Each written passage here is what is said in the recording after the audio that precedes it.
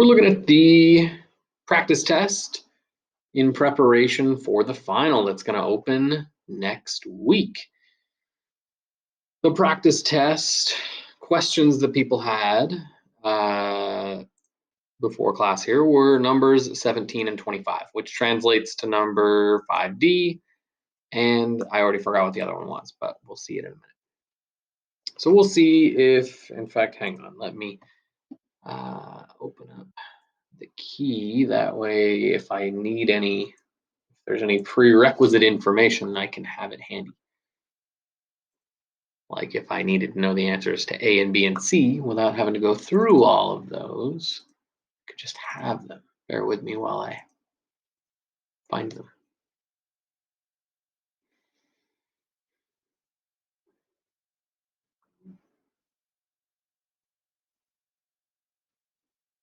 Almost there.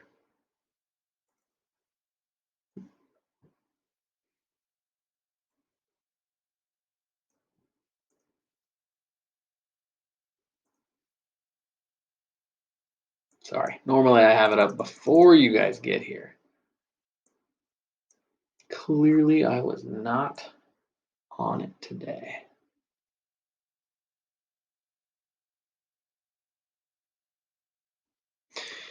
Okay, so we're looking at 5D. The straight line L2, well, I guess it's all based on number 5. That image right there. So the line L1 has the equation 2y minus x minus 7 equals 0. That's one of the many different ways that you can write the equation of a line. Not the most common way that we do it because it's not really the most convenient. It doesn't reveal much about the line. But whatever. Okay. So that is L1, line 1 in that diagram there. So let's see here. In 5B, we found the coordinates of point M, which is the midpoint of AC.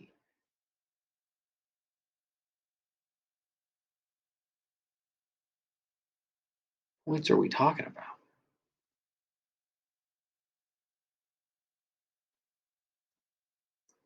Hang on, sorry.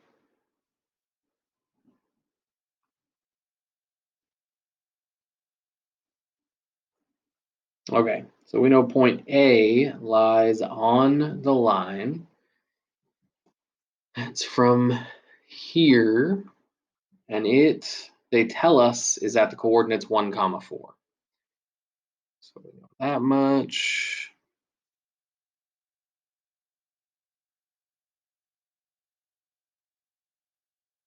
Okay, so for part 5B, the coordinates of point M had been found previously. So I'm just going to put them on there because that was not the one that was requested. And that was 3, 8. That was point M. Because for 5D, they say the straight line L2 is perpendicular to AC and passes through the point M. And we need to show that the equation of L2 is that. So they give us the equation, they just tell us to prove it.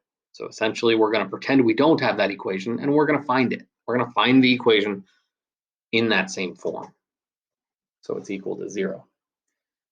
So first thing I want to do is figure out what the slope is for L1, for line 1. Because it's not given to us straight away in that format. But line 1, if we knew the slope of it, we could find a slope that is perpendicular to it. But first we need to know what it is. Give me just a quick note, by the way. Hang on. All right, so we need to find the equation for line 1, L1, in slope-intercept form, because then we'll have the slope. So the equation for line 1 as it's given to us is 2y minus x minus 7 equals 0. So if I want to put that in slope-intercept form, it's got to be a y equals. So in order to do that, we need to subtract 7 on both sides. And that would leave us 2y minus x equals, no, add 7. It's those little mistakes. At least I caught it. Equals 7. So then we're going to add x to get rid of that x. And I'm going to change the order a little bit just so that it's in an order that we're more comfortable. So that would give us to y equals x plus 7. Then we'd be dividing by 2. That would leave us with y equals x over 2. That'd be the same as like 1/2 x. And 7 over 2, I could leave it as 7 over 2, or I could say 3.5, either way. So that's line 1. That's the one that they gave us. I just rewrote it in a format that gives me the gradient or the slope. Because this L2 they're telling us to work with, they tell us is perpendicular. The big concept that you need to know in order to succeed here is that perpendicular lines have slopes that are opposite reciprocals. So if it's positive, it turns negative. If it's negative, it turns positive. And we're flipping it over. So our slope of 1/2 is going to become negative 2 over 1, or just negative 2. That's the slope of our new line.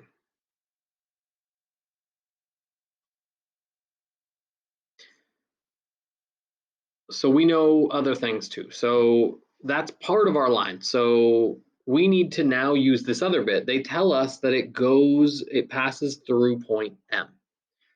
So if I had this L2 written out with what I know, all I would have is y equals negative 2x plus b. Because we don't know the y-intercept yet. We don't know b. But we know that it passes through this point M from over here. We know it exists at that point. So let's replace M and B, or excuse me, Y and X with this X comma Y combo that we know exists for that line.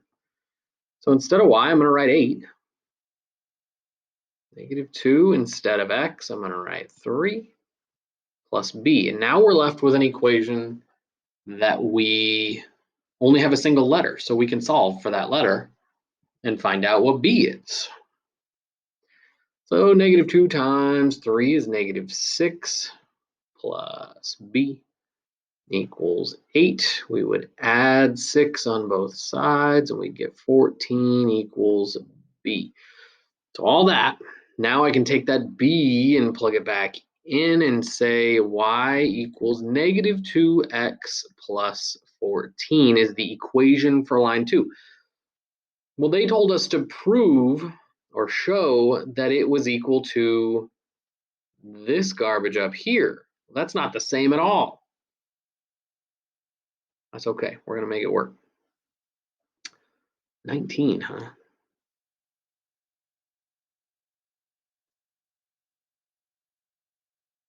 Yeah, everything looks fine. Just double checking. I'm getting a hunch something looks curious. Just make sure I wrote down the equation right. 2y minus x minus 7 equals 0. Okay, let's keep going.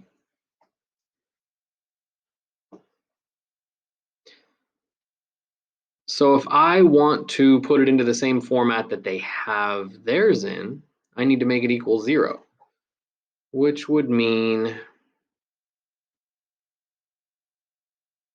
adding to x on both sides, and then we'd have y plus 2x.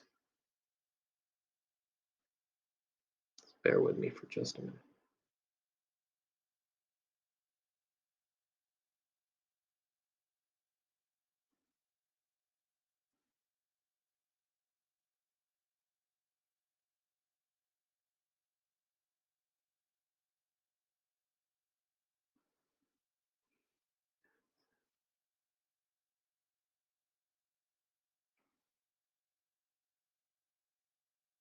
I'm gonna keep going. Something seems curious, but that's okay. We'd have y plus 2x equals 14. Then if I wanted to finish getting it to that point, I'd subtract 14 on both sides. And I'd have y plus 2x minus 14 equals 0. Now, that is not what we needed to prove that it equals. So if I'm taking a test and they tell you to show that the equation of a line is something, and you do all the work and find out that it's not, I would then take that opportunity to go back and make sure that you didn't make a mistake. Now, sometimes IB makes a mistake in how they write their questions. We all make mistakes. It happens. That's less likely than me making a mistake here. I don't know where I made it. I'm not gonna lie. So I'm gonna need to dive into this one a little bit deeper later, unless any of you see. If you can see where my mistake was, I would love to hear where it was, because I'm not seeing it.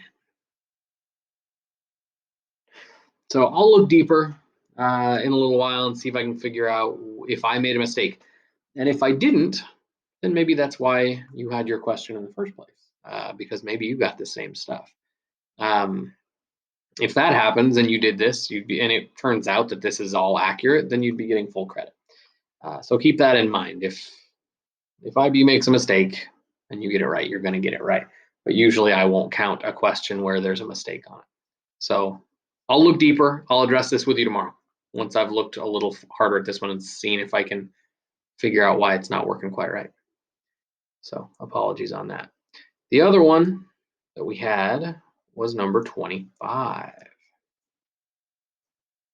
Hey, it's a standalone question, so we don't have to do the questions before it. Let's see how well we can do here. That's 8A. Okay. Following diagram shows 3 towns, A, B, and C. Town B is 5 kilometers from town A, so that distance is 5. They've already got it written in there. That's good. On a bearing of 070 degrees. I'm not going to test you on bearings, by the way. The good news is they wrote it. It's that 70 degrees. That's like nautical language. It's like sailing language.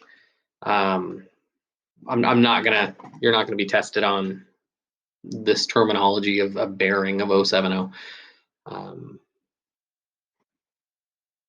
because we didn't focus on it.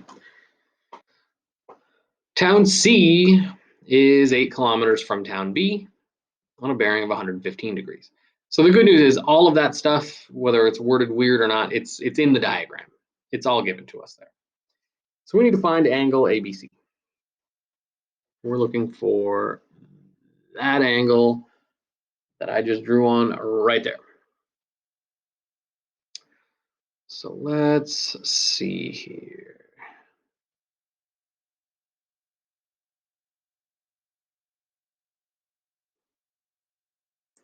What else do we know? Anything? So they gave us these arrows that go towards due north. If they're both going directly north, then those 2 lines would be parallel to each other because they're both going the exact same direction here. So that means if I imagine, I'm going to extend this line AB for a visual.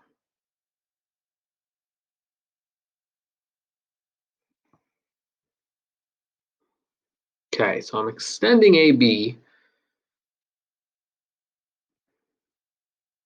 And since both those lines that go straight up and down would be parallel to each other, that means this angle and this angle would be equal to each other. because they have the same relationship between that vertical line and that blue line that I extended there. And likewise, we would know that angle and that angle would be equal. So how can we use that?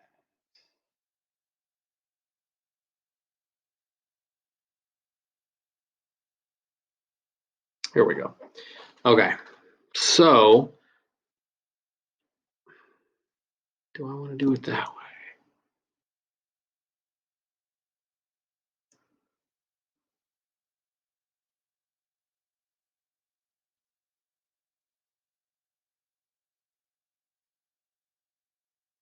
Okay, so I would know that this one over here would be 70 degrees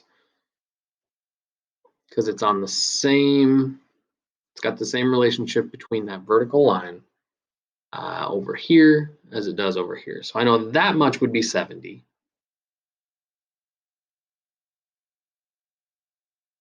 Yeah. Okay. Which means we can find the rest of this. If we know the whole thing is 115 from that vertical line all the way down, and we know that much of it is 70, that means the rest would be 45 degrees.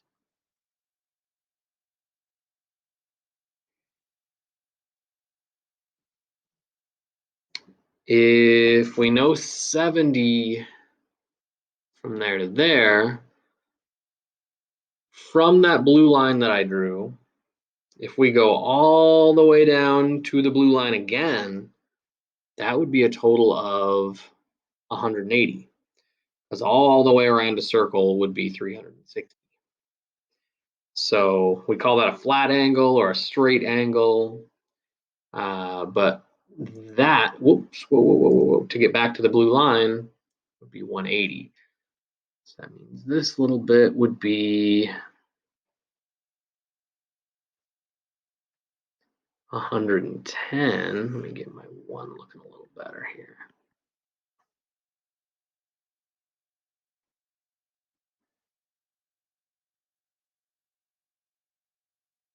Okay. So if all of the angles have to add up to 360 in a circle, we've got almost all the circle put together here. I took a long road to get there. I apologize. But all the way around this circle would be 360. So if I subtract what I've got here, all I'll be left with is that angle ABC. So if we start with 360 and we subtract out the 110 that's there written in orange, and we subtract out the 70, it's written in green there, and we subtract out the 45, it's written in red, all we'll be left with is angle ABC. Should be what, 250, 180, 135? 135. There might be a quicker way to get there. I apologize. I took a little bit of a convoluted way to get there, but I did my best to talk through my thought process there so that you could kind of see, because I'm sure there are many different ways to do it. Those are some concepts that you would have learned in geometry about related angles. But I think some of the confusion on that question may have just been related to this bearing business, and I don't want you to stress about those. If a question required you to know about bearing, I would throw it out, frankly, because we didn't teach it much this trimester, not enough for me to be comfortable testing you on it. Any other questions? That was the two that I had.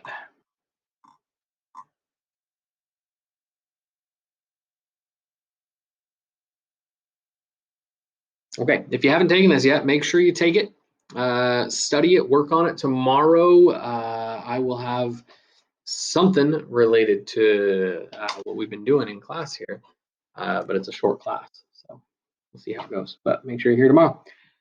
Have a fantastic rest of your day.